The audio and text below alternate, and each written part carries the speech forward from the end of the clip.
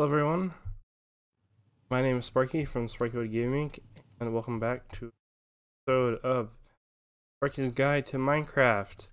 So today, we are actually going to be going and building an XP farm like I had mentioned last episode.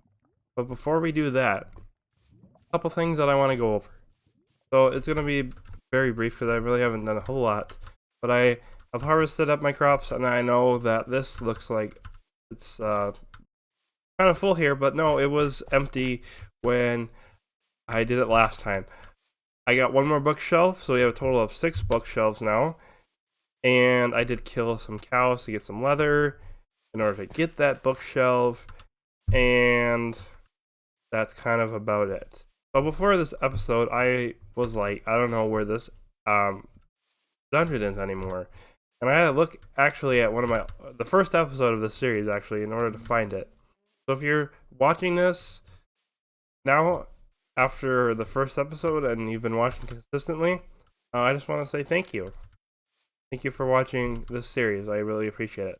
So I was looking for it and I was like, I don't know where it is. So I watched the first episode and I found it. So there's a bunch of trees in the way and it's kind of annoying, to be honest. But yeah, that was just, I'm going to have to clear out a tree so I can actually make this more visible.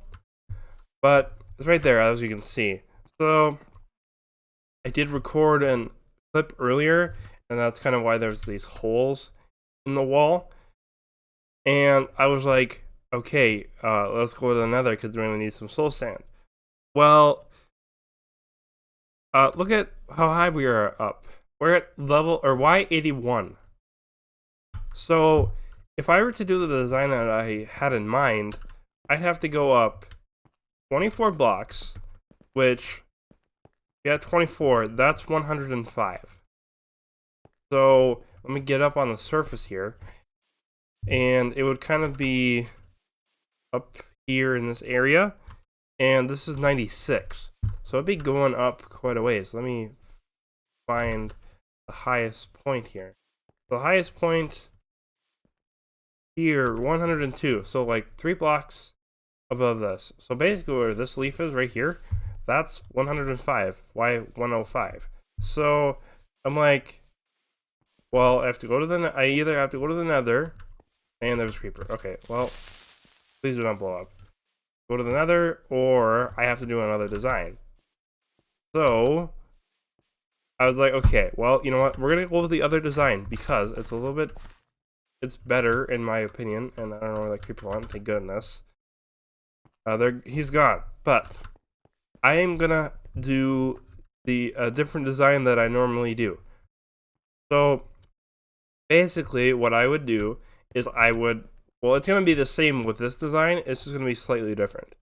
So what I would do normally is go out 4 blocks in each direction, like I started to do, and then what I would do, dig 2 blocks down, and then I would get a water stream going in a certain direction, and then I would have a water stream going up, and then I would drop them a block or two, get them in a water stream going down that way, and then drop them 24 blocks, 23 blocks or whatever. But I really can't do that because that's going to expose to the ground, I don't want to have some sort of exposed block that's not natural on the surface here. So what I'm going to do is I'm going to actually have them drop into the middle. So a couple blocks below this spawner, that's where they're going to drop.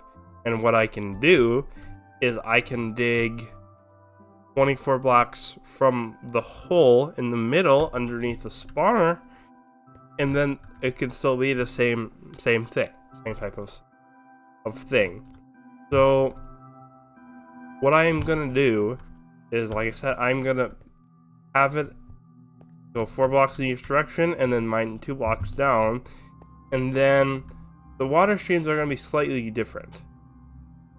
So like I said, what I would do is I would have all the water sources on one side going, let's just say I want to go this way. So I'd have all the water sources along the back here go in this direction.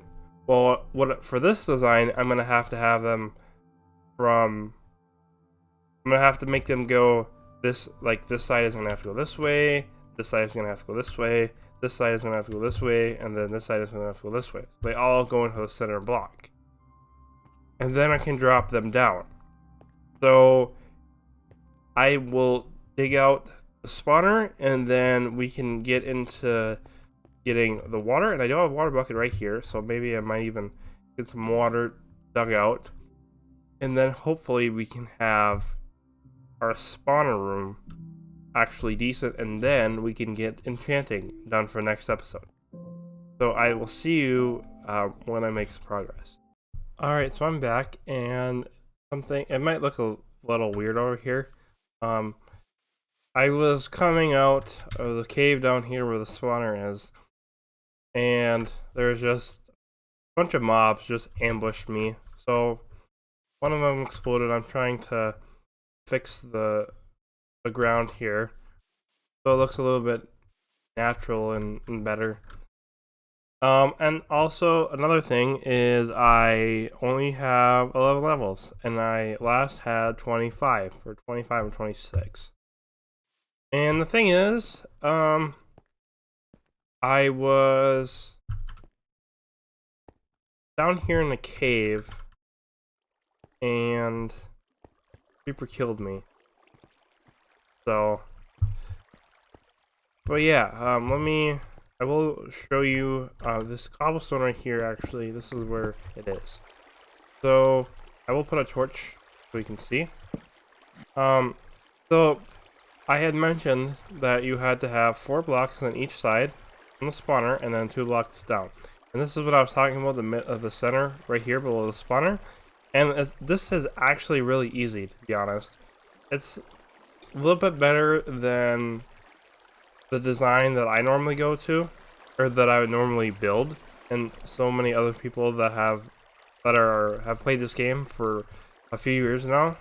Because the flaw with that is that once you get to the bubble column, and that's why I needed soul sand, because soul sand, when there's water sources, it creates these bubbles where you rise.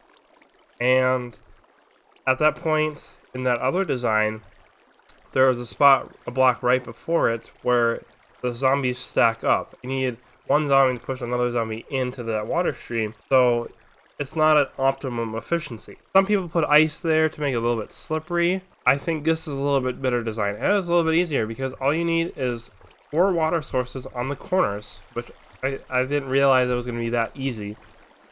I'm not sure who the original creator of this design is, but I do remember there was a video by Silent Whisperer. I'm not sure if he's the original creator of this, but I do remember he did make a video about this kind of design. And not only does this design go for zombies, it can also be used for skeletons, because zombies and skeletons are also 2 blocks tall. There's something else that I was talking about once we get down to where the room is where I actually kill these guys. But I will take this torch off, and they're gonna spawn, and I'm just gonna close this off. Now, eventually, once we get amethyst, which is a type of another resource block that was added in 1.17 actually, we can actually make tinted glass. So we can actually be able to see through this, and light will not be, doesn't let light in. So let's go down to the room. So I have this ladder here, and I know it might look a little bit different where the cave was, because the cave actually went that way and it ended.